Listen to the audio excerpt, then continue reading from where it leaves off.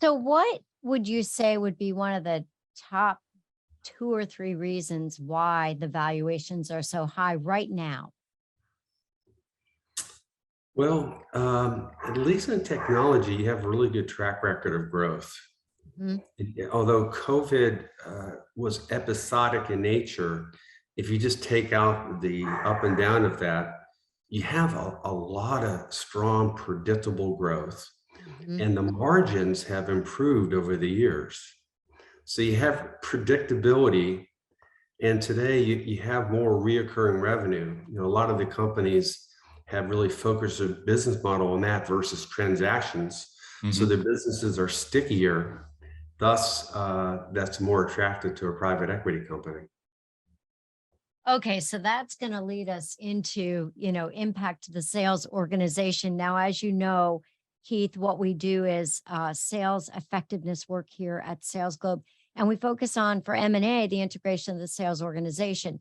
So, from your perspective, in the overall picture and view of a merger or acquisition, how important is the role of the sales organization to the success of M&A work? Well, it's certainly critical. I mean, I would summarize. There's three areas you have to get right for the for acquisition to be successful.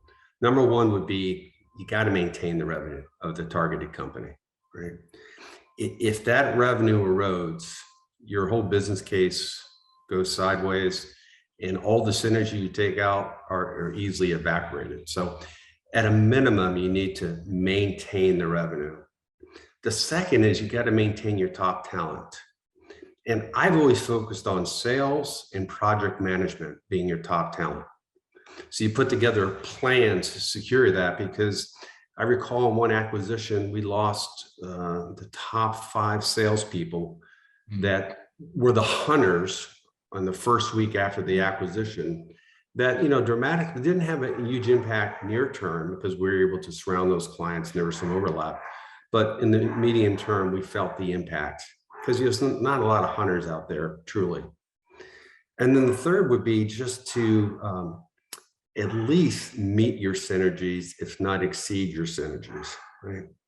But when you look at synergies and overlaps, I have always been very careful about taking a lot of or planned synergies in the sales team.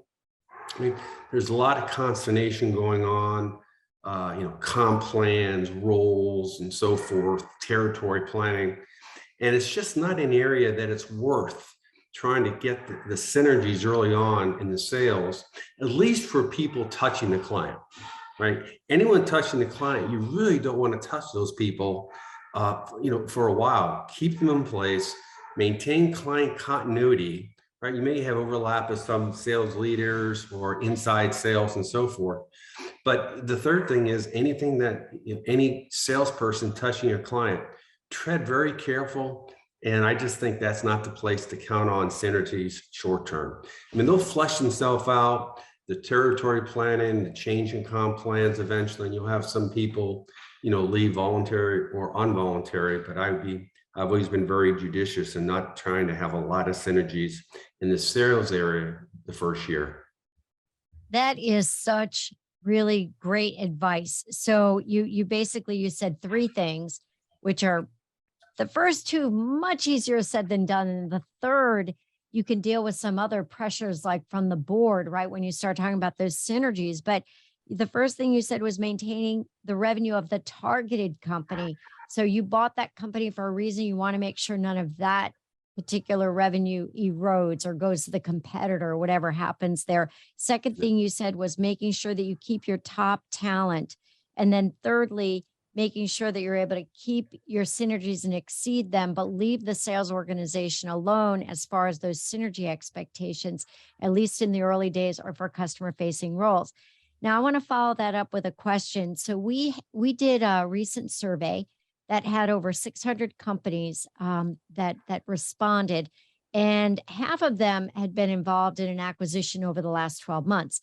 And we asked them what were the biggest challenges that they had, and we had like seven or eight, but the top three were, and I want to hear your feedback. The one was integrating the sales organization, integrating the two teams. The other was getting alignment across an overall go-to-market plan, which that sounds like so big, right? Another thing was the role definition. So just making sure that your teams have alignment on the roles and how they're defined. I'll give you a simple example of that because that was a big one for our clients.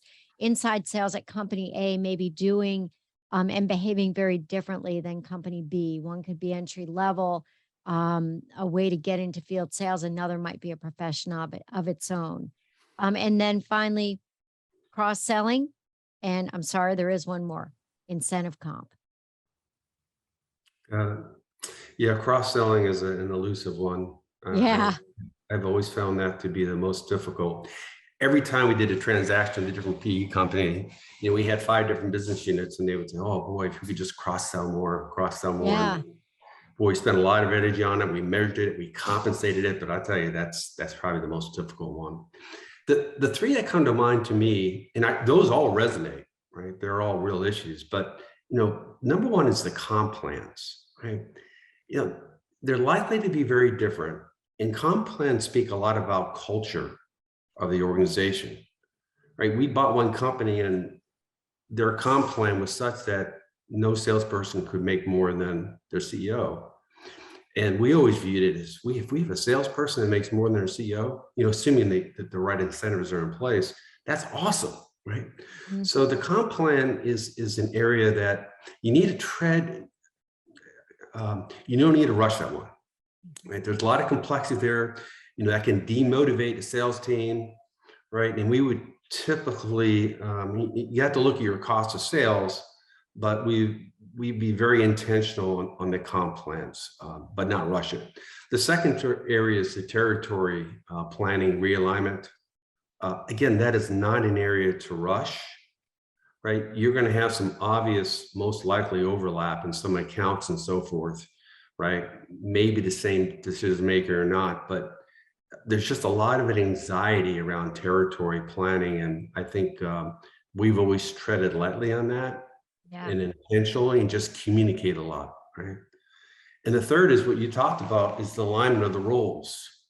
An account manager in one company might be very reactive, and an account manager in our company was a quota-based farmer that drove growth year over year 20%. So in the role definition, especially in a merger, it can cause a lot of consternation that really has to be thought out well. So those are the 3 that I always think through.